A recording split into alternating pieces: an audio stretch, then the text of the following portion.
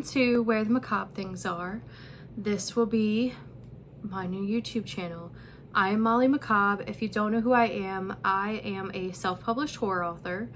I like to read, I play video games, I listen to music, mostly heavy metal, but I dabble in all the genres. I play D&D.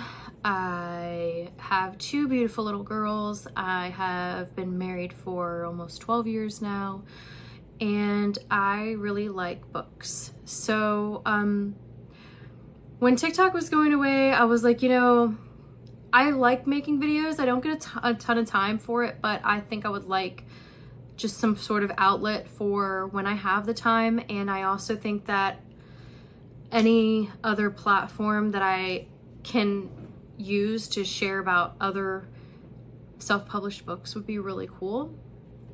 So here we are. This is just a little intro video to explain like what we're gonna do here. So I'll do book reviews, give you guys overviews of the books that I've been reading, probably do some Dark Bloom updates and maybe some behind the scenes stuff, what inspired this or how is this written, etc. So I still have to work on some things like how I'm going to record, what I'm going to use to record, etc. I currently have my phone on a stack of books right now. Two of them are Stephen King books, so it's not even that many books. Because I have to sit down and really take the time to figure out what kind of software there is to use. Today's my first day off with nobody home for like a month and a half. So I have done like zero writing, zero like content creation, nothing. So this is pretty cool. I really just wanted to get a video out there going over this channel. So we'll just kind of do a quick like what's Molly reading right now. So I primarily do indie books as my paperback books. For obvious reasons, not every indie book has it out on is out on audio. That's my preferred method of reading. I love holding a book in my hand. I don't do ebooks. Very rarely will I do an ebook, I guess I should say. If it's a short story or a compilation of short stories, I can try to do it. I'm on my phone so much already, so like picking up a physical book is just this nice escape from that. The only problem is it takes me a really long time to get through paperbacks. I get up in the morning, I either put my kids on the bus or take them over to my mother-in-law's to catch the bus. I go and I work 10 hours. I come home and I work out. We cook dinner. I pack everybody's stuff for the next day, get some cleaning in, do the dishes, sometimes maybe even write, but typically not. So by the time I get into bed, it's already way past my bedtime. Some nights I read one page. That's it. I make sure I at least read something every night, but sometimes it's one page. So when you're reading a 500-page book, that's going to take a long time. So the current book I'm reading is about 520 pages. I am on page, I think, 220. That has taken me about a month, but I am really loving this book. So I am reading, can you see it? Scourge by Rodney McWilliams. This book is just fantastic. So I don't want to give too much away, so I'll just say like the basic overview is there's a bunch of mysterious murders going on and we are trying to figure out why. This book is third person omniscient, so we get to kind of deep dive into, we're focusing on two detectives, so I'm going to say they're the main characters, but like you get to go and see what the medical examiners are doing and what they're thinking, and the victims and the suspects and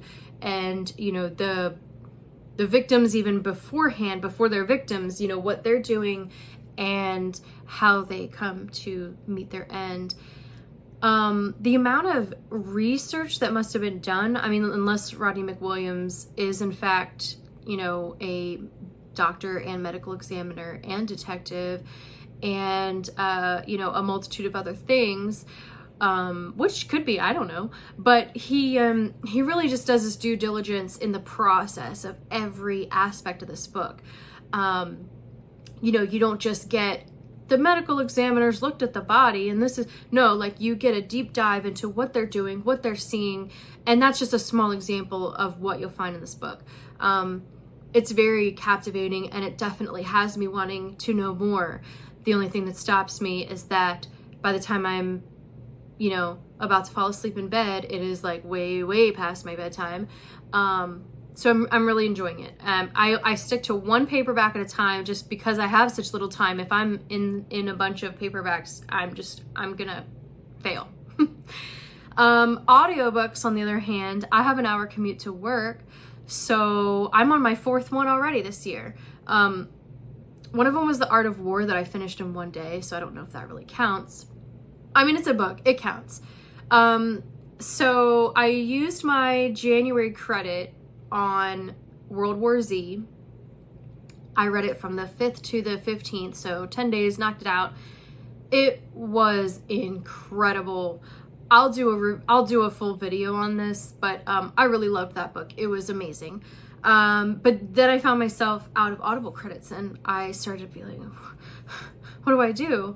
So I was just scrolling. I didn't know this. Maybe I should have known this. I've had my Audible subscription for like a year now, and I didn't realize that I knew there were free, like, books that were free to listen to if you were a member, but I just never got too far into that, I guess. Usually I'm like, well, I have 2 weeks until my next credit. I'll just listen to music for, you know.